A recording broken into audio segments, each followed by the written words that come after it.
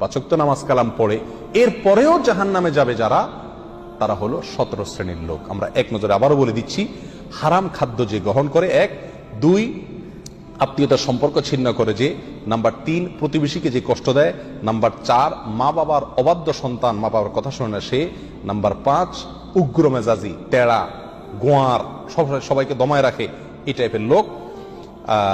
Number 6 অধীনস্থদেরকে, প্রজাদেরকে, যে সমস্ত শাসকেরা, যে সমস্ত রাজারা, যে সমস্ত রাষ্ট্রপ্রধানেরা, সরকার প্রধানেরা বা যে যে লেভেলে আছে সে তার প্রজাদেরকে ধোঁকা দেয় যে তারা।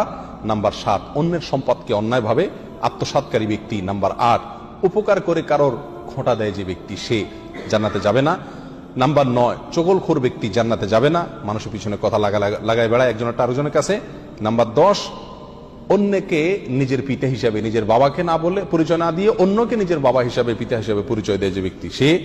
নাম্বার 11 গর্ব এবং অহংকার করে যে ব্যক্তি, যার মনের ভিতরে অহংকার আছে, সেই জান্নাতে প্রবেশ করবে না।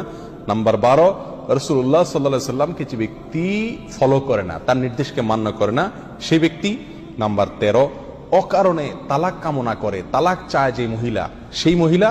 নাম্বার 14 দুনিয়াবী উদ্দেশ্যে যারা এলেম শিখে, কোরআন হাদিস শিখে, এলেম অর্জন করে, আলেম হয় দুনিয়াবী উদ্দেশ্যে, দুনিয়ার কোনো ধান্দায়, আল্লাহকে খুশি করা ছাড়া অন্য কোনো ধান্দায়, তারা।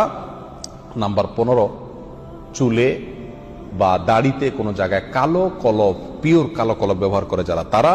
এবং নাম্বার 16 যে কোনো ভালো কাজ করে সেখানে মানুষকে দেখানো, এটা ফলাও করা, প্রচার করা, এই উদ্দেশ্য থাকে যাদের, তারা।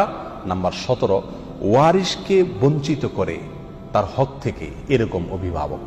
এই শ্রেণীর লোকেরা মুসলমান হয়েও জান্নাতি হতে পারবে না। আল্লাহ তাআলা আমাদের সবাইকে এই দুর্ভাগাদের তালিকা থেকে আমাদের নামগুলোকে বের করে আনার তৌফিক দান করুন। চেষ্টা করব এই 17 শ্রেণীর কোনোটিতে যাতে আমার নাম না থাকে, এটাকে টাঙায় রাখবো, ঝুলায় রাখবো লিস্টটাকে, এবং আমার ভেতরের কোনো পয়েন্ট আছে কিনা সেটা দেখে যাচাই করে সেখান থেকে নিজেকে বের করে আনবো ইনশাআল্লাহ। এরপরে আল্লাহ সুবহানাহু ওয়া তাআলার কাছে জান্নাত চাইতে পারবো, আশা করতে পারবো জোরালো ভাবে। আল্লাহ সুবহানাহু ওয়া তাআলা আমাদের সবাইকে আখিরাতে কিয়ামতের দিন একেবারে ফার্স্ট চান্সে, প্রথম চান্সেই জান্নাত যেন আমরা লাভ করতে পারি, জাহান্নাম থেকে মুক্তি নসিব যেন হয়, সেই তৌফিক দান করুন।